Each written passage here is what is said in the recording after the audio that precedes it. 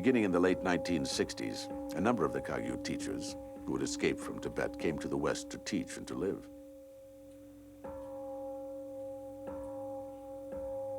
By the mid-70s, there were several thousand Westerners studying with these teachers in Europe and in North America.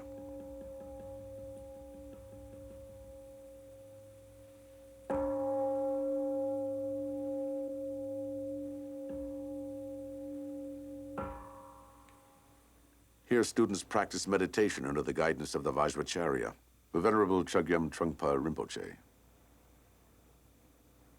Trungpa Rinpoche has become one of the foremost teachers of Buddhism in the West. The practice of religion, not necessarily as a sectarianism, but basic religion is common sense of how to be oneself gentle and decent, and also how to tame one's mind so that we can help ourselves, in turn that we can help others.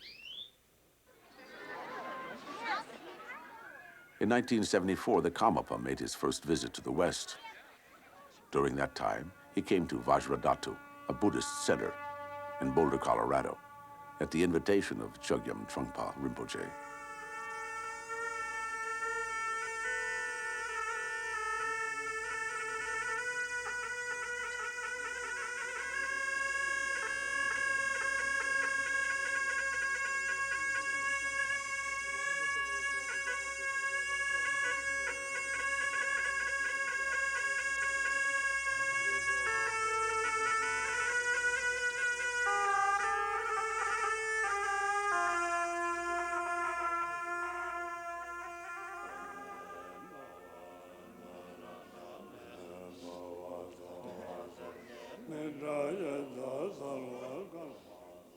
The Vajra regent, Usel Tenzin, the principal student of Chogyam Trungpa Rinpoche, first met the Karmapa at that time. As soon as I saw him for the first time, it was breathtaking in a way. When he appeared on the scene, it was like the sun coming up in the morning in a cloudless sky. It just brightened up everything, illuminated the whole environment, you know. And more than that, he actually could affect people's lives so that they somehow shed their burden about themselves. And just seeing him made us happy, made me happy. I remember that in a simple way. A simple gesture made you feel like there was a very definite goodness in the world. Very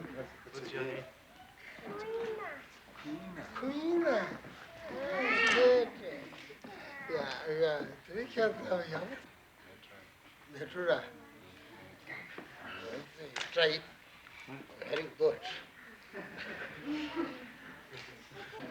Very good name. Very, very good.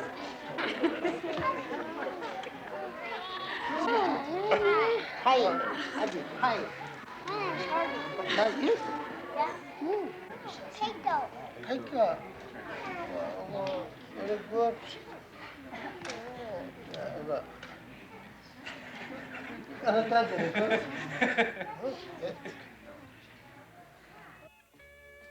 A Tibetan prophecy from the 10th century foretold that when the iron bird flies and horses run on wheels, the teachings of the Buddha will come to the land of the red man. In 1974, the Karmapa visited the Hopi Nation in Arizona.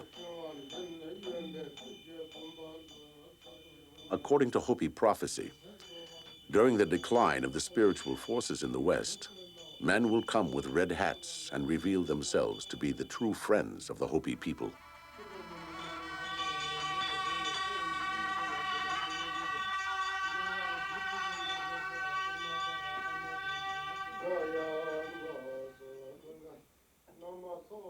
The Karmapa was recognized as such a man.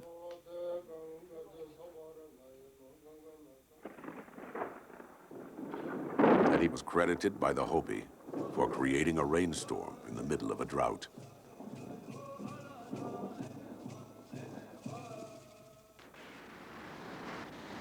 The last stop on the Karmapa's tour of the United States was San Francisco.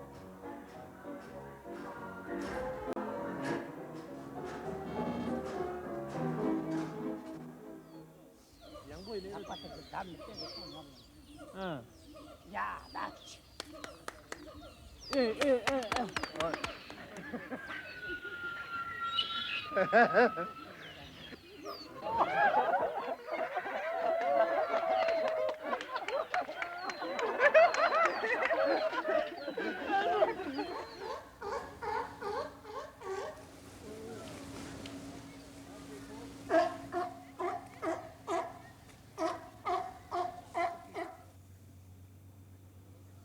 In San Francisco, as elsewhere on the tour, the Karmapa performed the ceremony of the Black Crown. In the 15th century, young Lo, Emperor of China, had a vision of the Black Crown floating over the fifth Karmapa's head. He then had an actual crown made according to his vision.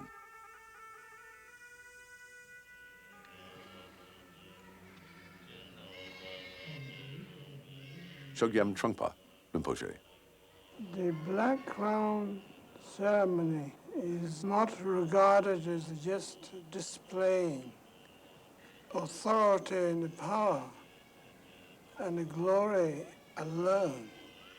When he puts the black crown, he transforms himself into the Buddha of compassion, and it creates various wonders in the people's mind, and they begin to become part of His Holiness's mind.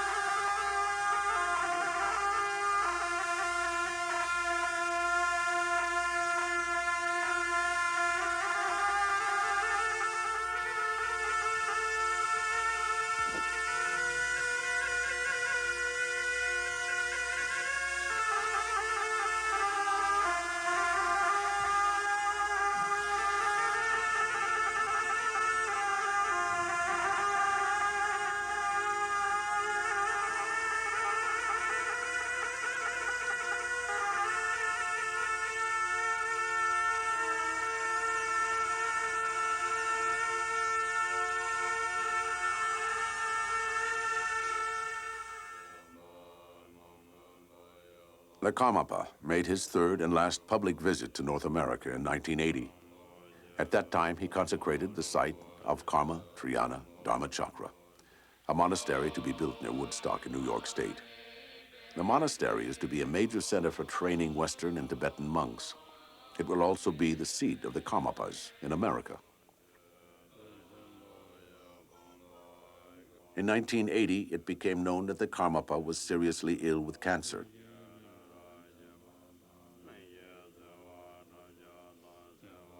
The following year, the Karmapa died in a hospital in Illinois.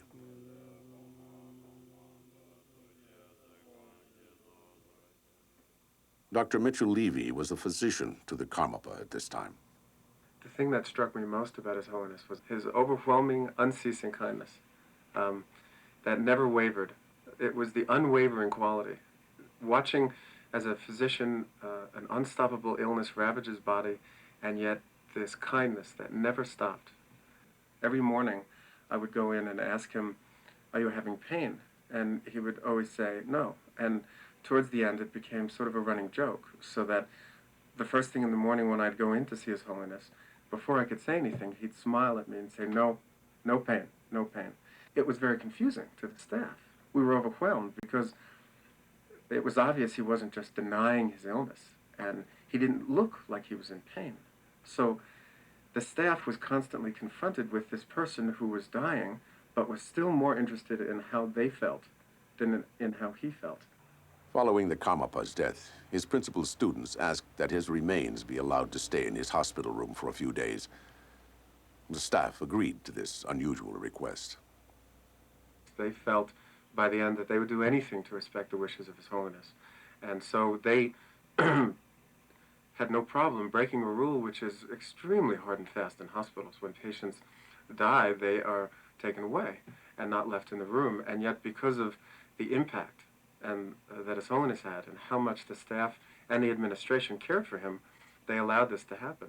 After the first 24 hours, his principal students invited me into the room and had me hold my hand over His Holiness's heart area. And each day, I was amazed to find that it stayed warm. I wasn't as amazed after 24 hours, but then after 48 and 72 hours, I was beginning to be quite shocked. Traditionally, shortly after death, the body becomes cold as the circulation stops. And in His Holiness's case, there was a definite warmth over the area of the heart. As a physician, I have no explanation for this.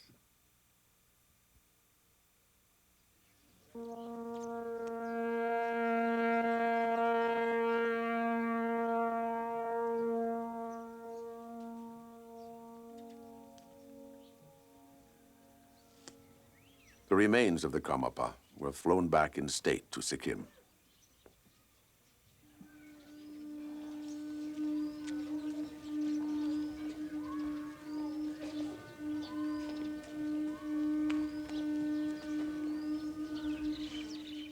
At Rumtek, the remains were placed within a central shrine in the posture of sitting meditation.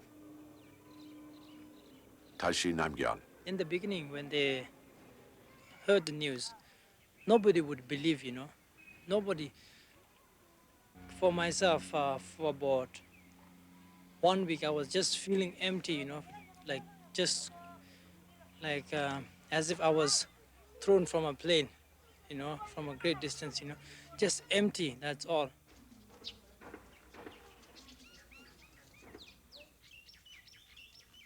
A chitan, or a special shrine representing the body, speech, and mind of enlightenment, was constructed to contain the remains of the Karmapa during the forthcoming cremation.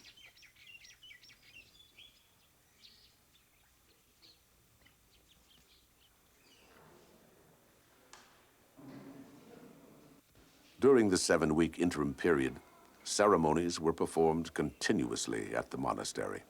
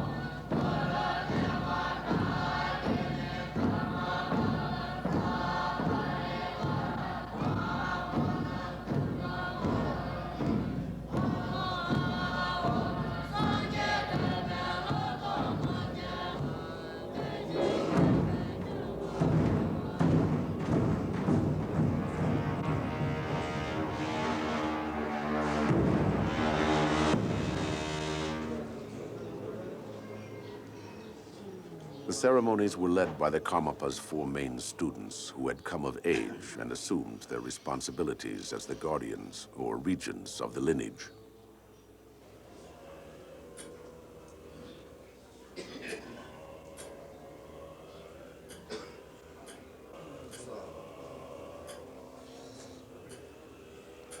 Taisitu Rinpoche. All the rituals of Buddhist practice, they are not just a cultural thing. The Kala Chakra is one of the highest Vajrayana and ritual.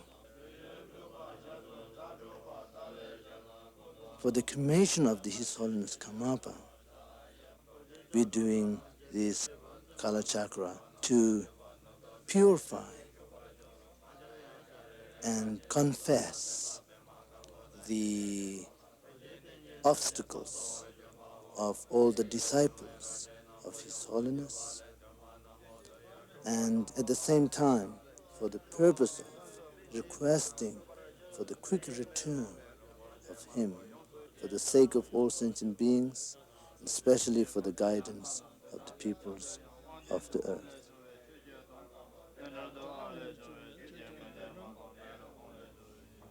Chogyam Trungpa Rinpoche arrives from America with some of his Western students. Once you're born, and the minute when your umbilical cord is being cut, and there is a beginning of next thing, which is the death.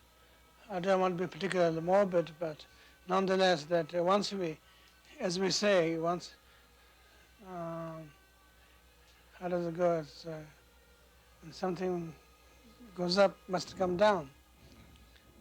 So that's the notion of impermanence is once you have created something, it is the subject to decay. And we don't regard it as a particularly punishment or curse of anything at all. It's in fact feels that some sense of relief from pain, and also some sense of appreciation of one's life at the time. The Americans join with the Tibetan monks in ceremonies for the rebirth of the Karmapa.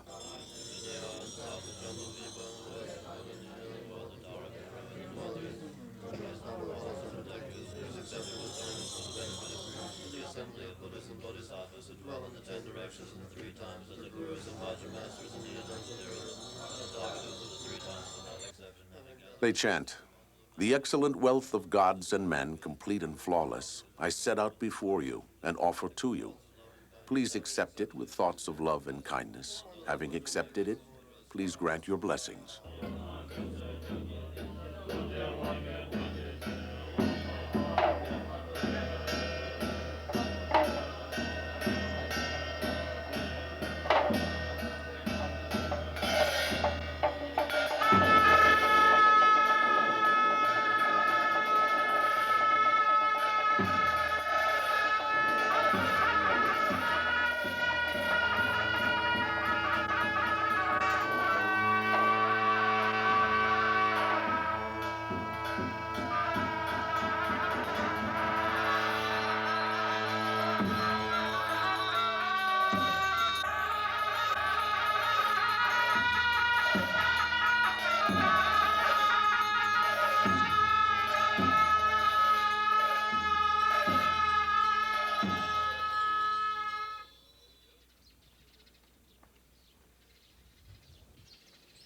Dawn on the day of the cremation.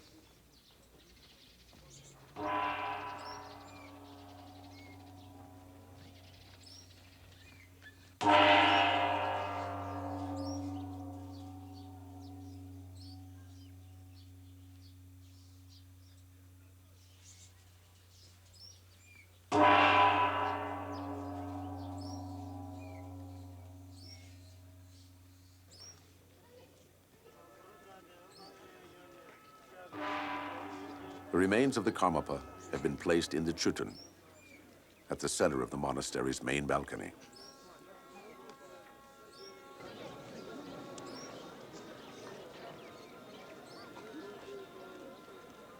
A crowd of over 10,000 is gathered, including representatives of all sects of Tibetan Buddhism.